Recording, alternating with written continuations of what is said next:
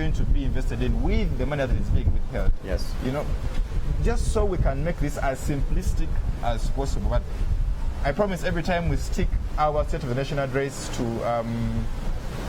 the dam, or by the way, with all the dams that we've the building and those that we have commissioned, our power tariffs are not funny. And incidentally, I was in Abim yesterday. I mean, for kilometers, you will drive and see power lines running over huts. You know, now surely power is in those communities. No, it is. Yes. Seriously, the power is there. There are contradictions. But no, I mean, yes. the power is there. Yes. But how does that community person, in this case, whose produce, when they go to the dealer, they're going to withhold your income by 1%, how do they relate to your power discussion? I think we're going to touch a little on the infrastructure dividend as well. So the key thing here for URA to do, and maybe to get into partnership with those that actually reach out to the communities, to drive the taxpayer education campaign broader, but for the whole of government of Uganda to make URA's work easier. Let us increasingly see some of these services, you know, that are beyond the headlines, but that actually speak to the day-to-day life of the Ugandan, as it were. I hear you. And then, I mean, the discussion will be much easier. I hear you. Just to Yes. I think initially it was 6%, reduced to 1%, and now I think it was removed. But so government, instead of sensitizing maybe the farmers and the citizens, they decide to remove instead of coming up with strategies to address the challenges. Because we believe that the agriculture sector, some of them are minting money. No, they are. Yes, especially the commercial farmers. And not everyone is in the subsistence sector, you know? But for them, what they are trying to show us is that agriculture sector is for the poor.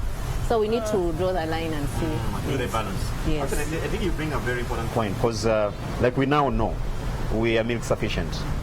And in the area of dairy, I think Uganda, I was told, I don't know, I'm yet to look at the numbers properly, but I'm told we're only second to South Africa in milk production. So we are net exporters of milk now.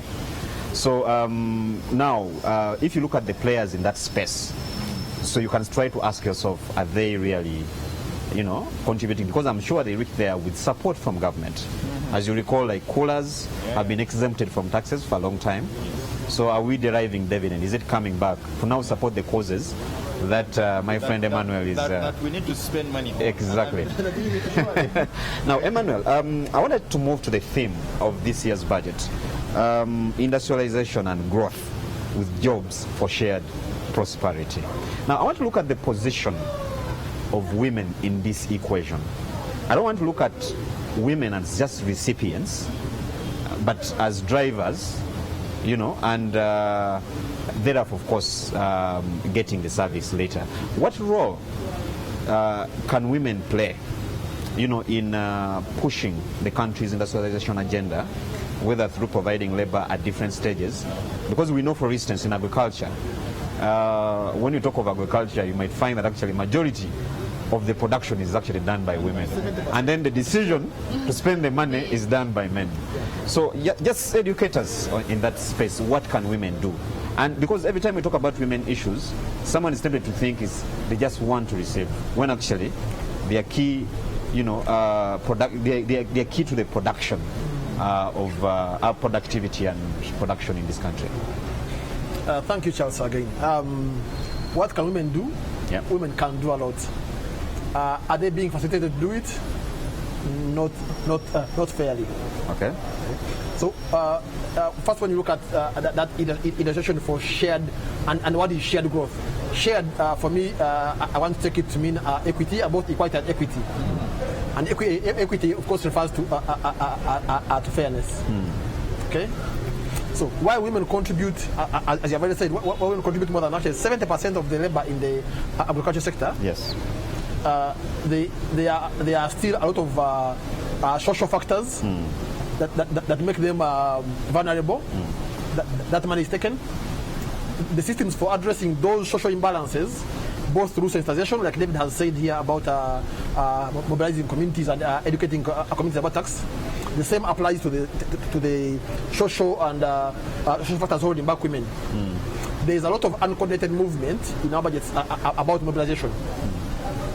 There is money for mobilizing communities scattered here and there. the water sector has its mobilizers for WASH, the health sector has VHTs and other mobilizers. The social development sector has the community-based social workers, who, by mandates, the social development sector is all mandated to do community mobilization. But those are some of the worst funded structures in this country. Many districts in Uganda you find a gender officer or a probation officer who has an annual budget of 400,000 shillings. And it's meant for two things: Women's Day, yes. Women's Day, and the day and the 16 days of activism against gender-based violence. That's it. But that's not where empowering women starts from. Empowering women to participate effectively begins with them, the girls themselves, education being effective, addressing the factors keeping the girls out of school. Then when you come to the higher levels, you also eliminate the factors that are keeping women at low levels. Forward did a study about 2 years ago on just the public sector employment. And we found that per se, when you just enter and just government for figures of women in employment, they'll give you very attractive figures. Okay? But because of these factors which hold back women's participation, you'll find that at entry level, they're almost 50-50. But at entry level, most of them, those are mostly secretaries, tea girls, so they all count them in the same. But when you come to higher levels like commissioners, directors, it's a different story. Find women are at 8%, 12% maximum. Okay, but let me. That's just the public sector. Let's go back to the private sector. The women who participate in the agriculture sector through proper mobilization can form their own structures to put up even small and medium agro-based industries. I hear you. But that mobilization is lacking, and even the few who mobilize themselves are still being faced with both tariff and non-tariff barriers. I get you. Now, that's a very important point, mobilization. Because at the end of the day, leadership is very important in these things. So, civil society, and this is a question I'll pose to all of us. You sit at a very important confluence because we take you to the, sources of a lot of knowledge with your exposure and connections and networks. So, I can't avoid asking you a question. What has civil society done to mobilize women, to realize their full potential in this equation? I know you need partners, but let's start with your contribution. Thank you, Jeff. For me, I think the civil society has done its bit, but even civil society has limits. For example, the Forum for Women Democracy currently operates in 14 districts in Uganda. I'm sure Regina and Siatini may be in around maybe 10 or more. Uganda has over 129 districts right now, and they are growing. Civil society has both the constraints of resources to cover the entire country, but also we have the constraint of when you mobilize them, government structures must take them up and leave them. But in many areas of Uganda, you'll find many women's groups who have been mobilized by civil society, or who are in savings groups, who have done projects, but those projects are by civil society because of our low coverage. Cannot contribute significantly to the entire picture, the picture of the entire country. Yes, I get you. Regina, moving on and coming to this budget again, we've seen a raft of proposals, tax proposals, and if you look in the middle, if you read between the lines, you realize that government is trying to put an agenda of import substitution. Yeah, because you saw, a rise in the number of taxes, including some of the luxury goods like, artificial hair, women wigs and stuff like that. So do you think that this, in a way, one, would help the private sector here, and then two, is the private sector ready? Has it been prepared to take advantage of that? Okay, thank you, Charles. I think I would say there's some who are ready, but majority are not. And besides that, we also have the Continental Free Trade Area that Uganda is part of. So beyond East Africa, we are now opening up the borders. So for us, this means that there is more competition. And this year we saw government defining a citizen to include East Africa, but also investors. So it's not only Ugandans, but those who are in the region. One, there are a number of challenges that the private sector is facing. That is the medium, small, and micro enterprises. One is access to capital. Do they have the money? Without talking about the crowding out of, being crowded, pushed out of getting money by government. Do they have the necessary tools? The skills, we've been talking about skill sets, though we've talked about linked it to women, but broadly. I also link it to tax incentives. Usually tax incentives are given out to investors, those who are coming in to invest, with the assumption that they're going to create the jobs. Are they there? When the investors come through and they are competing with our local industries, is it a level playing ground for all? So for me, there are a number of issues, and agriculture is being prioritized. But do we see that forward and backward linkages? Who is benefiting? The middlemen and the private sector. For me, the private sector is good, but government also needs to take a keen role to take back some of the roles. If you leave health and education to private sector, if people are not earning, are they going to benefit at the end of the day? And which private sector are we talking about? That's a very important question. Yes, and we see a number of, we have free zones, industrial zones, and parks. Who is benefiting? Private sectors, are the local players. For me, I find sometimes we think that if you don't have the money, I can connive, say, with Emma, who is coming from the Netherlands. I'm Regina from Uganda. At the end of the day, he'll have the money and I'll register as Regina. So there's some checks and balances that we need to do, but also broadly thinking about the future. I hear you. Yeah. David? Maybe some kind of agenda.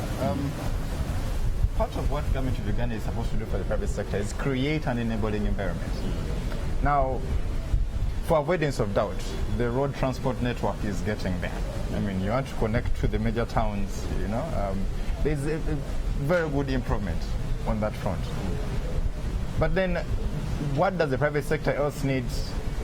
They need to be having the right skilled human resources to whom that is going to deliver for them productivity. There is that bit. So again, the enabling environment now pushes us back to the human capital development discussion. Yes. The quality of education and health for the people that will work for the private sector becomes a very good question. When the private sector needs money for investment, I would really love that we don't discuss the Uganda Development Bank, because that is not for you and me in our understanding of the SMEs that we're discussing. How many of them even know where the Uganda Development Bank is located? We tried it out with the agriculture sector, with the agriculture credit facility. We have the results. Close to total failure, but we keep on massaging it to, you see, the integrating partners, the end-to-end, but that's like even 12%. For the agriculture sector, whose production schedule is in seasons that surely. So the question of what the private sector needs, how are you financing the National Bureau of Standards? I hear you. That's but David, to regulate. David, on that note, because yesterday during the NTV dialogue, it came to our attention that I must confess, I was hearing it for the first time. NSSF has, a facility. It came up with a number, about 15 million euros, which I think was complemented by finance. And it was meant to go into that space of the agriculture sector. And according to the NSFMD, they were only able to give out 1 million euros. Out of 15. But to who? Now, the question again comes in that is our private sector really smelling the coffee, so to speak? Is it aggressive enough? Is it structured well enough to actually take advantage of these? Because we need to understand that today we operate in a free market economic dispensation. Yes. A Chinese is not going to wait for you to wake up to take advantage of these things. He will smell it from Beijing or some Dutch from Netherlands, and he will come and utilize the money here. And he will register here, like the point you are developing, as a local, because once you registered here and incorporated in Uganda, you're a Ugandan company. Charles, we have been saying that for years. Yeah. We've had SACCOs, government of Uganda spending money on SACCOs, you know, for years, trying to give money to people to invest. That's right. Government of Uganda has put money in the youth livelihood program, has put money in the women entrepreneurship, The youth capital venture. you know, the youth capital venture. We're saying we actually have money. Can we have an agricultural bank for Christ's sake? Okay. And, you know, we actually have money. You know, I let's hear put the money together. You see, this money is not for free. And you see, that's why YLP is having struggles. In Abemi, it's having performance levels of as low as 10%. People think this money is a gift. But you see, once you structure this money, put in a agricultural bank, put rates as low as 5%, 4%. But it's clear. Address the collateral issues that are the stumbling blocks for the sector to borrow So the money. issue is structuring and making it accessible. Structuring, coordination. Emmanuel, I'm looking at the allocation because I want now to move into the allocations of this year's budget. From where you sit, are your constituents well covered, or does it really speak to your aspirations? No chance. Where for the is coming from, the Front for Women Democracy. We care about a lot about investing in the social development sector, because as I said, the social development sector is very key in mobilizing communities for development. But the financial year 2018-19, we lost money. This coming budget, the social development sector is losing money. It is dropping from, I think, zero. Anyway, it has always been below 1% of the national budget. Yeah. That is a sector which is in charge of so many parts that, for me, for us as women activists, touch us. Children's affairs, gender-based violence, mobilizing women to participate, and not just mobilizing just women, but mobilizing communities to participate. For the last 3 financial years, although we thank government for enabling, first of all, the Public Finance Management Act of 2015, which has the requirement for the certificate of gender equity on all government agencies. But then the agency which the government put in place itself, the Open Business Commission, which is supposed to have the mandate of evaluating, is very poorly financed. Okay. Throughout the last financial years, and through those 3 financial years, every year the Equal Opportunities Commission has been saying, for example, they need regional offices so they can also evaluate and monitor performance of government agencies on gender and equity issues. But every year, that priority has never been seen as a priority. Okay. We have things which seem like small matters, things like gender-based violence. Actually, I was reading a study by the World Bank which was saying, when you fail to address things like gender-based violence, and in Uganda, we have to admit, gender-based violence has been on the rise over the years. When you fail to address gender-based violence, you can actually end up losing up to 7% of your GDP through losing productivity. Okay? So what do we see, for example, in that sector? The government of Uganda currently, although it admits gender-based violence is a key issue, even in the NDP, does not run a single women's or gender-based violence shelter for women affected. That then affects sectors like the justice and law sector. If a woman is feeling threatened in her home, yes, maybe she has, as CSOs, you might to get her a pro bono lawyer, she's supposed to go to court. But because of the lack of simple things like shelters, that woman is supposed to still live in the same house with the person she's accusing of crimes. See that? And then, of course, the funding also for that sector has things like, I talked about things like coordination. We lack we lack mechanisms, for example, for addressing gender-based violence across the sectors it touches. Because it is not just a social development sector that it touches. There's law and justice, which includes the police and the courts. There's the health, because if there's a case of gender-based violence, for example, it can't be checked through the medical forms. So there's need for some simple government to amalgamate some things and put up structured ways of addressing issues. I hear you. Thanks, Emmanuel. And I think you raised quite important issues. Although it would also be interesting to look at the causes, for instance, of gender-based violence. And I believe some of them are rooted in the economics of things. Okay. Regina, I'll come to you. What are your impressions of the current, just quickly, what we're about to listen to? Again, citizens need to relate with the budget. Yeah. Fact, when I was coming here, someone asked me, hey, what is happening here? They don't even know. They have no clue. Yes, that Yes. today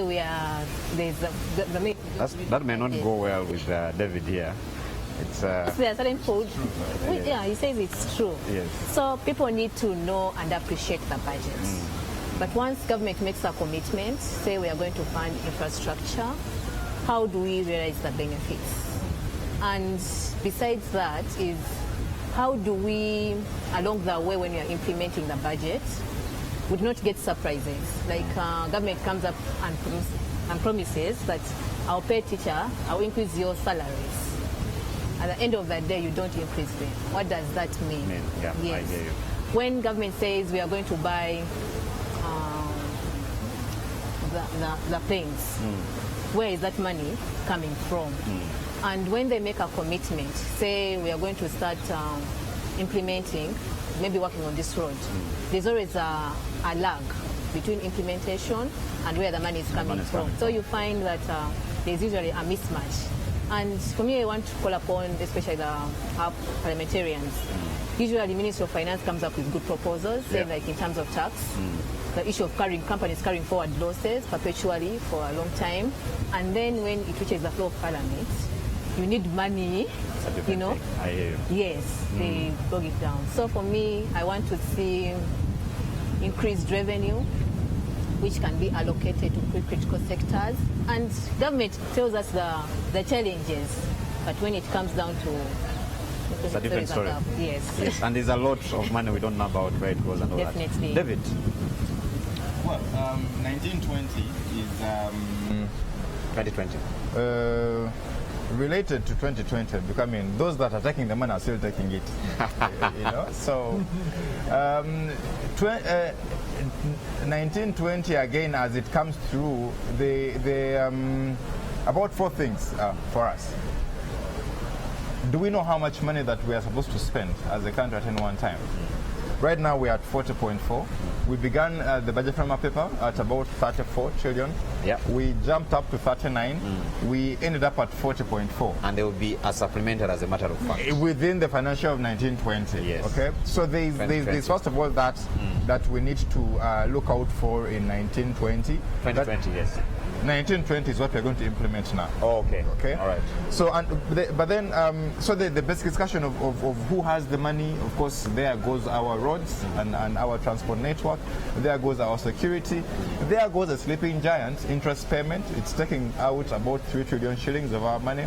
Even when the NDP2 is telling us that about 53% of our core projects running are under schedule, and about 9% have not kicked off at all. But 3% are on schedule and on target running, but we keep borrowing money. So there's a risk of money that we borrowed but haven't spent. So 1920 still is costing us in commitment fees for those loans about 15 billion shillings. I hear you. Money that has done nothing. I mean, where is the money going to come from? The effort by URA to collect all resources, by all meaning even the operation in aid, I mean, school fees. We hope to see efficiencies that accrue through some of these measures, and we definitely upload them. But we really want to see fiscal devices. You know, we need to improve the collections of VAT, to remove or reduce the presumption as much as possible as a regime of paying tax, so we can rely more on the actuals. But then also the vices that within surely get slid out.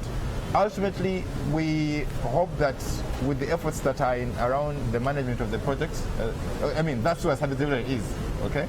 If we don't manage the projects and the development expenditure for 1920, we shall have another year of money spent, but still people will have this joke about where's the money? I don't feel it in my pocket. We shall still have numerical numbers, but we shall not have growth in terms of the actual livelihood real terms of the people that actually live in this country and economy. I hear you. Yeah. Viewers, this has been the eminent panel of professionals drawn across different sectors of the economy. Of course, there is a big elephant in the room, which you've not even touched, domestic areas. And that speaks directly to the performance of the private sector.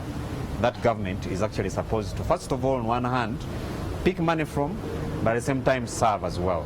So, but we'll be, getting answers. We still have a number of engagements.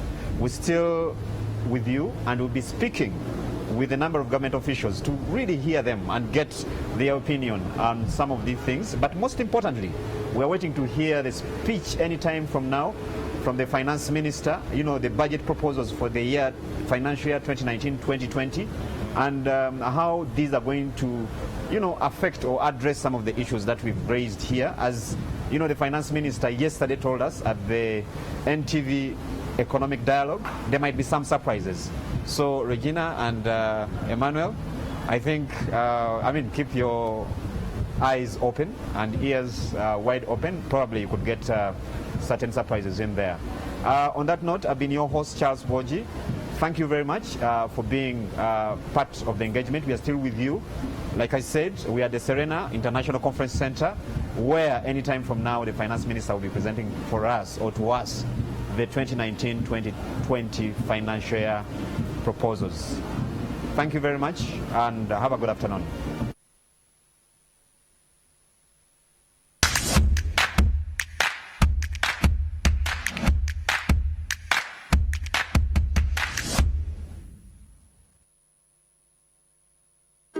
I see trees of green, red roses too.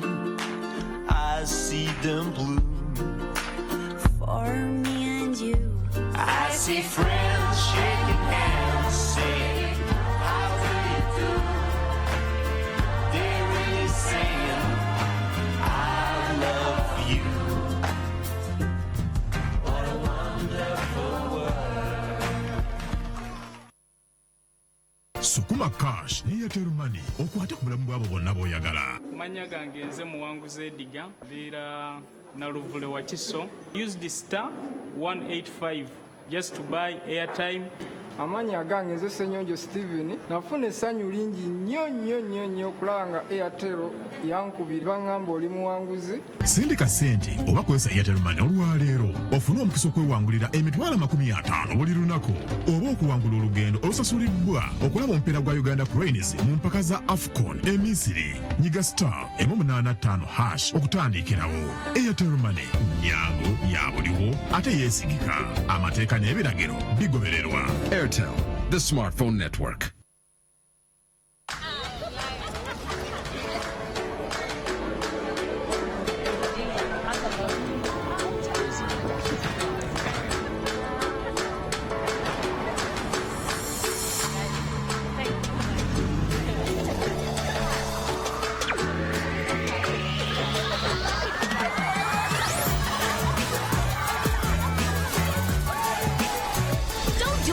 Crazy without your friends. Drink Fanta. Taste fun.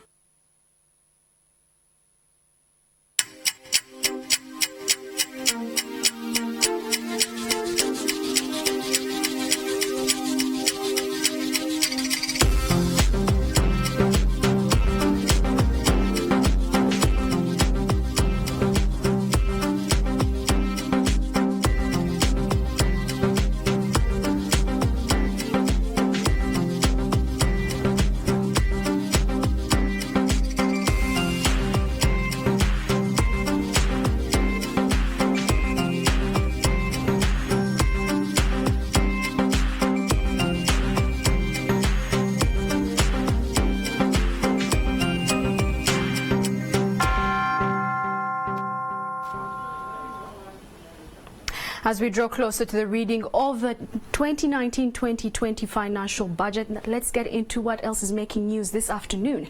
I am Rita Kanya and NTV at 1 starts now. Let's take a quick look at what's making headlines this afternoon.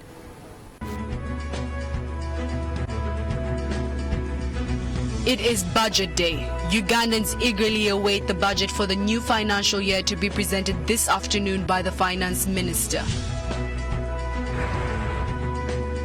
Also coming up, Ebola death toll rises to 2 after another patient died yesterday in Kasese district.